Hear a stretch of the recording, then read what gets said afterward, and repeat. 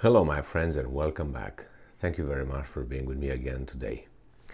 As you are already aware of the Ukrainian attacks on those two military bases, airfields deep inside Russia's territory, about 550 kilometers inside Russia, the Ukrainian Air Force seemed to up its game.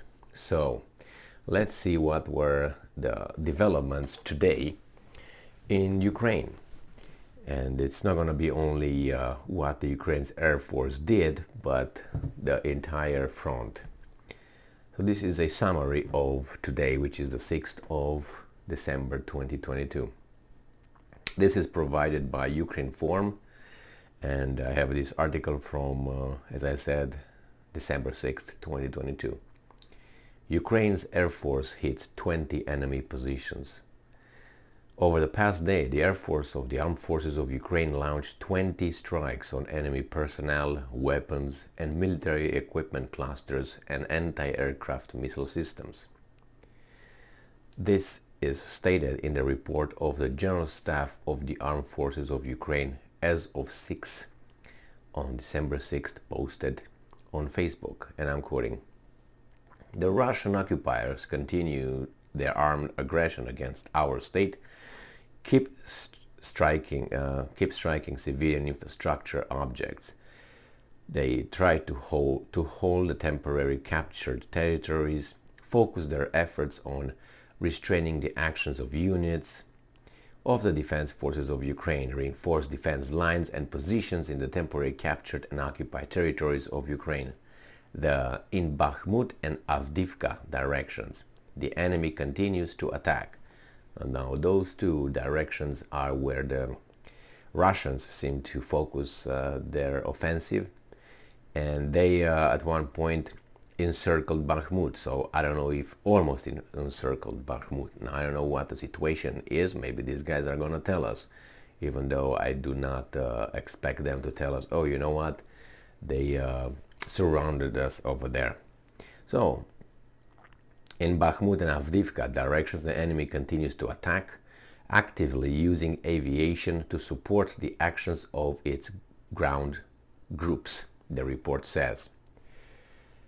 Over the past day, the units of the Defense Forces of Ukraine repelled Russia's attacks in the areas of Verkhnikomainske, Bakhmut, Avdiivka, Yakovlivka, Soledar, Kurdiumvika, Kresnohorivka settlements in Donetsk region. In turn, the enemy does not stop shelling populated settlements and positions of units of the armed forces along the contact line.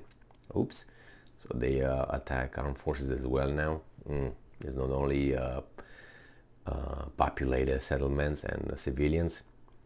So the enemy conducts aerial reconnaissance, continues to strike critical infrastructure and civilian homes in violation of international humanitarian law, the laws and customs of war.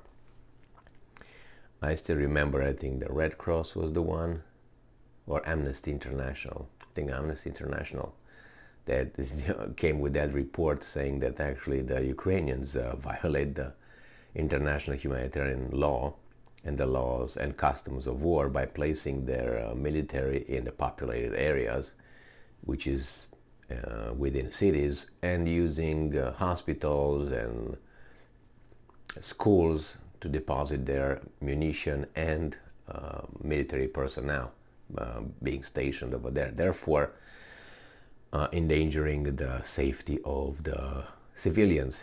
But obviously that was dismissed by the Ukrainians, and it was buried since then.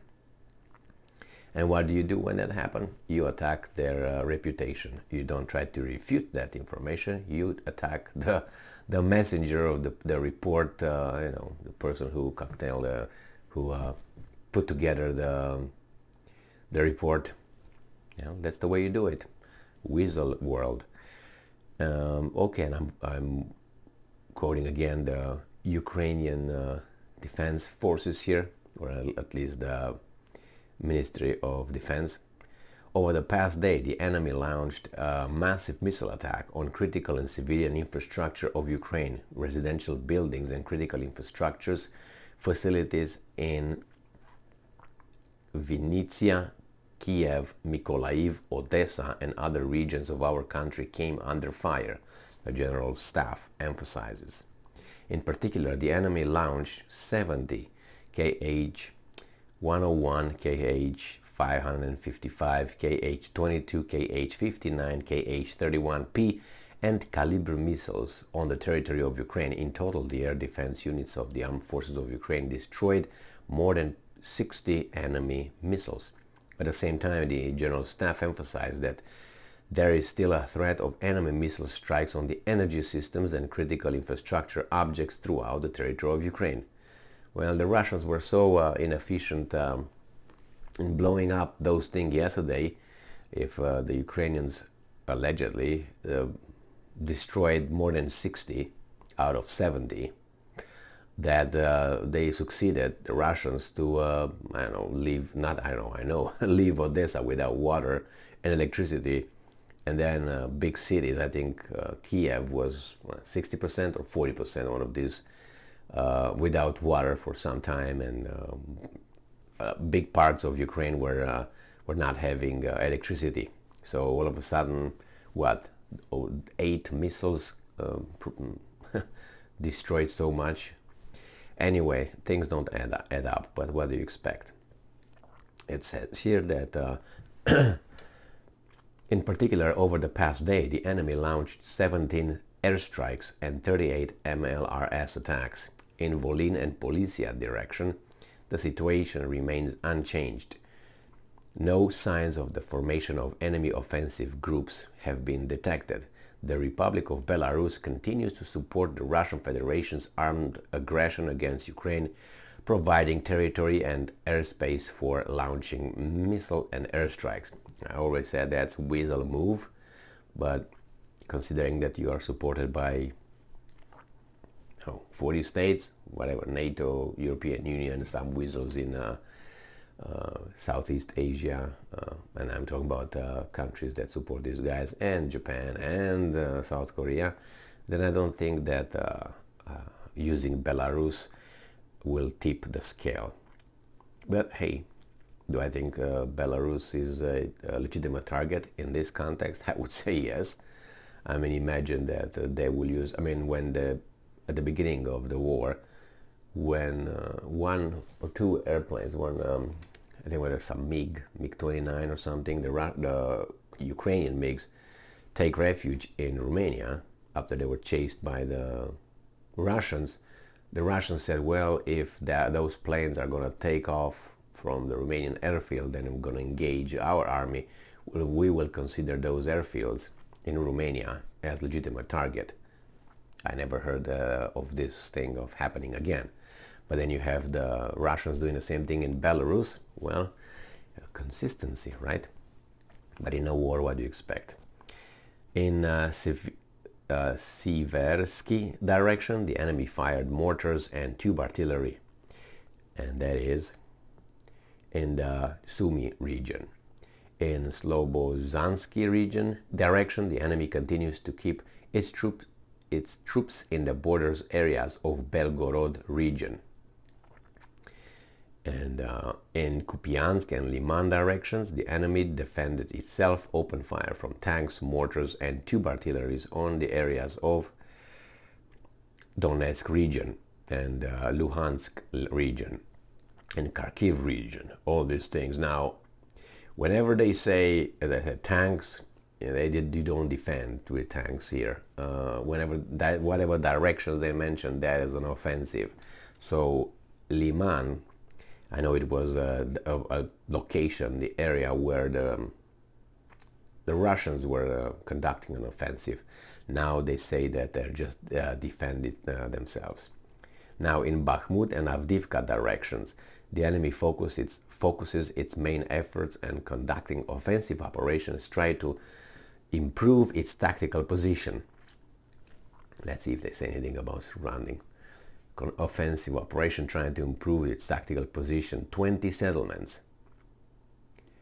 in Donetsk region were struck with tanks and the entire range of artillery. The enemy attacked the area of Spirnie, Kaminka and Marinka settlements with aircraft. The enemy holds the defense in Novopavlivka direction. Now again, that was at